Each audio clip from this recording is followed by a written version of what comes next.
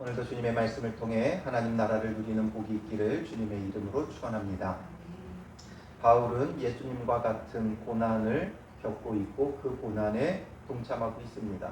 지금 사도행전 이 뒷부분에서 굉장히 지루한 신문이 재판이 계속 벌어지고 있는데, 먼저 천부장 루시아에 의해서 붙잡히고 그가 신문당하고 재판받았었고, 그 다음에 총독 벨릭스에게, 또 그의 그 재임 기간이 끝나자 그 다음에 뒤이어 총독이 된 베스도에게, 그리고 또 이어서 이제 오늘 본문에 왕이었던 헤롯 아그리파 2세에 의해 또다시 재판을 받게 되죠. 그러나 결국 이 재판의 모든 내용들이 결국에는 바울에게 죽일 죄가 없다라는 것이 밝혀지는 재판들이었죠. 정말 무죄한 바울이 이런 고난과 고통 가운데 있는 건 예수 그리스도의 고난에 참여하는 것이고, 그 고난에 참여하는 영광스러운 일이었다라는 것을 우리에게 보여주고 있고, 또한 오늘 우리도 이와 같이 그리스도를 위해 고난받는 자가 되어져야 한다라는 거죠. 나의 잘못, 나의 실수로 겪는 고난이 아니라 정말 예수 그리스도를 위한 고난이 되어져야 돼요. 오늘날 세상의 한국 교회의 핍박은 교회의 잘못이에요. 교회의 잘못이 범죄가 드러났기 때문이고, 욕심과 이기적인 그 행동들 때문에 벌어지는 핍박이기 때문에 이것을 그리스도의 고난에 동참하는 것이라고 보면 안 돼요. 이건 정말 철저히 우리가 회개해야 되는 것이고, 바른 믿음과 바른 신앙 가운데 세워져 가야 하는 것이죠. 그리고 정말 우리가 예수님 때문에 고난받는 것, 복음을 위해 낮아지고 희생하고 죽어지는 그런 삶을 살아가는 것이 필요하고, 그러나 세상이 그 어떤 것도 책잡을 만한 일이 없는 거룩한 삶이 그들에게 전해지고 증거되어져야 하는 거예요. 성경에 다 기록되어 있지는 않지만 결국 바울의 그 무죄함이 계속 밝혀지는 것을 통해 그리스도가, 또한 그리스도교가, 기독교가 얼마나 참된 진리를 전파하는 자들인가가 반증이 되어지는 것이죠. 오늘 본문에 보면 13절에 수일 후에 아그리파 왕과 버니게가 이렇게 되어 있죠. 아그리파 왕이라는 것은 말은 왕이지만 분봉왕이에요. 황제, 가이사 왕이 아니라 여기서의 아그리파 왕은 분봉왕. 그러니까 로마가 통치할 때 자기들의 그 통치를 위해 총독을 세우죠. 그리고 총독을 세우게 되면 그 식민지에서 총독의 말을 잘 따를 리가 없겠죠. 우리나라도 일제 침략을, 통치를 받을 때 우리나라에 일본의 총독을 세우죠. 그러나 우리는 끊임없이 독립을 위해 그들과 갈등을 빚고 다투게 되죠. 그러니 총독의 말을 식민지 국가에서 잘 듣지를 않아요. 그래서 그 식민지 국가를 위해 이 로마가 하는 정책은 분봉왕을 세워주는 거예요. 그래도 영향력 있는 그 지역의 왕을 세워주면서 그들로 하여금 따르게 하는 거죠. 그래서 총독보다는 그 지역의 분봉왕의 말을 그나마 백성들이 잘 들었죠. 그리고 이 아그리파 왕은 헤롯 아그리파 2세를 말해요. 헤롯 아그리파 1세가 있었겠죠. 예수님 태어나실 당시에 남자아이들을 다 죽이라 했던 자가 헤롯 아그리파 1세예요. 그렇게 보면 잔혹하고 굉장히 폭군이었던 것처럼 보여주지만, 그 헤롯 아그리파 1세는 유대인들의 그 마음을 위해서 그 성전을 크게 재건하는 사업을 보여요. 그래서 나중에 제자들이 그 성전의 아름다움을 보면서 이 성전이 어떠하냐 말할 때 예수님은 돌 위에 돌 하나도 남지 않을 것이다 예언하실 때 그 성전이 크고 웅장하고 멋지게 재건되어져 가고 있었기 때문이고, 그 일을 벌인 자가 바로 헤롯 아그리파 1세였어요. 그리고 그가 죽으면서 3명의 아들에게 이제 나눠서 통치하게끔 했고, 그 중에 한 아들이 바로 이 헤롯 아그리파 2세가 되는 거죠. 이 헤롯 아그리파 2세와 함께 온 버니게는 누구냐 하면 이 헤롯 아그리파 왕의 누이예요. 그리고 누이가 둘이 있었는데 하나가 이 버니게고 한 사람이 누구냐면 앞선 총독 벨릭스의 아내였던 드루실라가 또 이 아그리파 헤롯 아그리파 2세의 누이예요. 그러니까 두 명의 누이 중에 하나는 먼저 벨릭스에게 시집을 보내고 그리고 이 또 다른 누이인 버니게는 이 아그리파 왕과 같이 왔다는 거 딱 보면 뭔가 이상하죠. 왕이 오는데 누이랑 온다. 자기 아내랑 온다면 좀 이해가 되는데 누이랑 온다는 게 좀 이상하죠. 이 버니게도 굉장히 복잡한 인물이에요. 이 헤롯 아그리파 2세의 한 살 아래 누이이지만 또 그 결혼 생활이 되게 복잡해요. 그래서 그 당시에 최고의 철학자였던 필로의 조카 마르쿠스와 약혼을 했었는데 또 나중에 삼촌 헤롯 빌립과 결혼을 하고 이 헤롯 빌립이 죽자 바로 이 헤롯 아그리파 2세의 궁전에서 기거했어요. 계속 이 헤롯 아그리파 2세와 함께 지냈어요. 그러니까 유대인들이 굉장히 많은 의혹을 품고 있었어요. 둘의 관계에 대해. 그러니까 누이와 함께 지내며 뭔가 그 안에 불륜과 뭐 이런 것들이 의혹들을 많이 갖고 있는 관계죠. 그런 이상한 관계에 있는 헤롯 아그리파 2세 왕과 버니게가 베스도에게 문안하러 왔어요. 새로 총독이 부임했으니까 그 총독을 문안하며 찾아오게 되어지죠. 그때 베스도가 바울의 일로 왕에게 고하여 이 베스도가 바울의 일에 대한 고민이 있었던 거예요. 이 지금 바울을 어떻게 처리해야 되는가? 가이사에게 항소한다. 이제 가이사에게 보내달라 해서 로마 시민권을 가진 자이기에 보내야 하는 게 마땅한데 막상 보내고자 하니까 그를 보낼 만한 죄목이 없는 거예요. 분명히 그가 무죄하다는 게 밝혀졌고 왕에게 항소할 만한 그 어떤 것도 없는 거죠. 그래서 결국 결론적으로 말하는 게 26절 27절이에요. 그에 대하여 황제께 확실한 사실을 아뢰 것이 없으므로 신문한 후 상소할 자료가 있을까 하여 당신들 앞 특히 아그리파 왕 당신 앞에 그를 내세웠나이다. 그 죄목도 밝히지 아니하고 죄수를 보내는 것이 무리한 일인 줄 아나이다 하였더라. 그러니까 이 헤롯 아그리파 2세에게 조언을 구하는 거예요. 상소해야 되는데 상소할 자료가 없다는 거예요. 그리고 이렇게 무죄한 죄목도 밝히지 않고 죄수를 보내는 게 무리한 일이다. 그러니까 자기가 하는 일 자체가 지금 무리한 일이고 바울은 무죄한 자다라는 것을 스스로도 고백하고 있죠. 그럼 어떻게 하면 돼요? 무죄하니까 놓아주면 돼요. 그리고 바울이 전하는 그 복음을 받아들이면 돼요. 그런데 그렇게 하지 못하고 여전히 유대인들의 눈치를 보면서 이 무리한 일을 진행하고 있다는 거죠. 왜 이 무리한 일을 진행합니까? 결국에는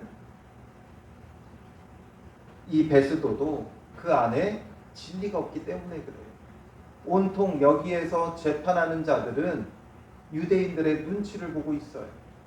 그리고 또한 자기들의 어떤 호기심을 또 놓지 않죠. 바울이 그 당시 뭔가 장안의 화제였어요. 그러니까 계속 바울의 이야기를 들으려고는 또 해요. 천부장도 그러했고 벨릭스도 그러했고 베스도도 그렇고 헤롯도 그러해요. 그래서 헤롯도 뭐라고 말해요? 22절에 아그리빠가 베스도에게 이르되 나도 이 사람의 말을 듣고자 하노라. 이 아그리빠도 듣고자 하노라. 뭔가 사람들이 다 관심은 있어요. 바울에 의해서 전해진다는 것이 그게 뭔가 불의하고 불법한 게 아니다라는 것이 이미 밝혀졌고 그리고 그가 전하는 것에 대한 관심은 또 있어요. 관심은 있는데 정작 따르지는 않아요. 인정하지는 않아요. 이게 참 애매한 위치에 있죠. 사람들이 늘 관심은 있으나 받아들일 마음은 없어요. 이런 참 묘한 상태, 이게 바로 오늘 우리의 모습이에요. 우리도 관심은 있지만 전적으로 따르려고 하지는 않아요. 관심은 있어요. 들으려고도 해요.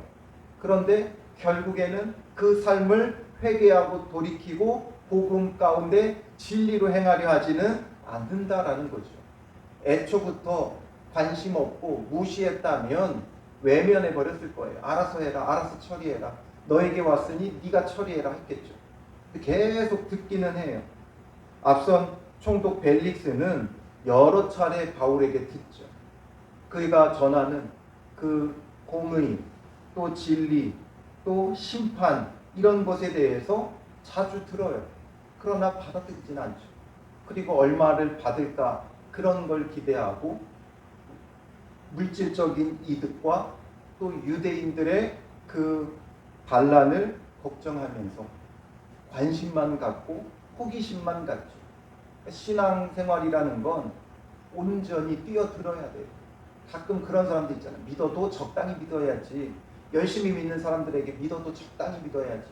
적당히 믿어서는 안 되는 게 바로 신앙이에요. 적당히 믿는 거는 없어요. 우리가 적당히 믿는다 하지만 그건 믿음이 없는 거죠. 온전히 주님 앞에 나 자신을 내어드려야 되고 온전히 그 말씀 가운데 헌신해야 돼요. 우리는 적당한 선을 늘 좋아해요. 이 정도에서 내가 이만큼 했으면 됐지. 그냥 주일 지키면 됐지. 뭐 굳이 그렇게까지 해야 되느냐 할 때가 있죠. 그러나 우리의 믿음은, 우리의 신앙은 온전히 헌신되어져야 돼요. 우리의 모든 삶이 주님이 주시는 참된 진리의 말씀을 보고 듣고 받아들이고 그 말씀 가운데 행해야 하는 거죠. 그러니 결국 그 내용들이에요. 똑같은 내용들, 지루한 내용들. 아무리 신문에도 답이 없고 그들이 제시하는 문제에 대한 혐의가 없어요. 17절에 원고들이 서서 내가 짐작하던 것 같은 악행의 혐의는 하나도 제시하지 아니하고 오직 자기들의 종교와 또는 예수라 하는 이가 죽은 것을 살아있다고 바울이 주장하는 그에 관한 문제로 고발하는 것뿐이었고, 그래서 내가 어떻게 신문할지 몰랐는데 바울이 황제의 판결을 받도록 자기를 지켜주기를 호소했고, 그래서 내가 지금 지켜두기는 하는데 황제에게 상소하려고 하니까 뭔가 할 자료가 없고 죽일 범한 죄가 없다라는 거죠. 25절에 내가 살피건대 죽일 죄를 범한 일이 없더이다. 그러나 그가 황제에게 상소한 고로 보내기로 결정하였나이다. 상소할 자료는 없고 무리한 일인데 어찌하면 좋냐? 조언을 아그리빠에게 구하고 있는 거예요.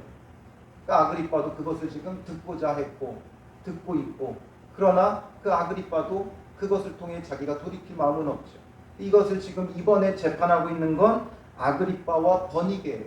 그런데 이들이 바울을 재판할 자격이 있는 자들이 아니죠. 앞서서도 말했듯이 뭔가 복잡한 관계에 있고 의혹이 있는 자들이에요. 그러니까 정작 재판을 받으면 아그리빠와 버니게가 받아야 되죠. 그리고 앞선 총독 벨릭스가 받아야 돼요. 늘 뒷돈을 받고 사람을 놓아주고 이렇게 했던, 음란하고 물질에 탐심이 가득했던 벨릭스가 받아야 하는 게 마땅하죠. 그런데 그들이 지금 바울을 신문하겠다고 앉아 있어요. 정말 우스꽝스러운 일이지. 오늘 우리의 삶이 이러하더라도 의를 위한 핍박이고 박해기에 감당해야 하는 거예요. 이 상황이 역전되면 안 돼요. 굳이 우리가 세상을 판단하려 하고 비판하려 하지 마세요. 우리가 재판의 자리에 서려고 하지 마세요. 우리는 아그리빠와 버니게처럼 판단하고 재판할 자가 아니에요. 우리를 재판자로 주님이 세우지 않았고 우리는 주님의 증인으로 세움 받은 자들이에요. 세상이 어떠하든지 그들을 재판하려 하지 말고 판단하려 하지 말고 비판하려 하지 말고 우리는 그저 주님의 증인된 삶이 되어야 하는 거죠. 지금 서로가 다 재판자로 나서고 있어요. 천부장 글라우디오 루시아도 그랬고 총독 벨릭스도 그랬고 총독 베스도도 그렇고 이제 분봉왕 헤롯 아그리빠 2세도 그렇고 전부 다 이들은 자기가 재판자로 나서고 있죠. 그러나 이들은 재판할 자들이 아니에요. 자격 없는 자들이에요. 오늘 우리도 이들처럼 재판자의 자리에 앉으려고 하면 안 돼요. 너무나 쉽게 많은 것을 판단하고 비판하고 정죄하죠. 누가 이랬대 저랬대. 우리는 그냥 있는 사실 이야기한다고 생각하지만 결국 그게 우리가 재판자가 되어 있는 거예요. 믿는 자가 어떻게 저럴 수 있어? 믿는다고 하면서 왜 저렇게 행동을 해? 우리가 이미 재판자가 되어져 있는 거죠.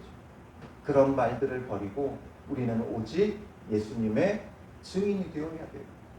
예수님께서 나를 어떻게 구원하셨는지, 내가 그 구원의 은혜 가운데 얼마나 복되게 살아가고 있는지,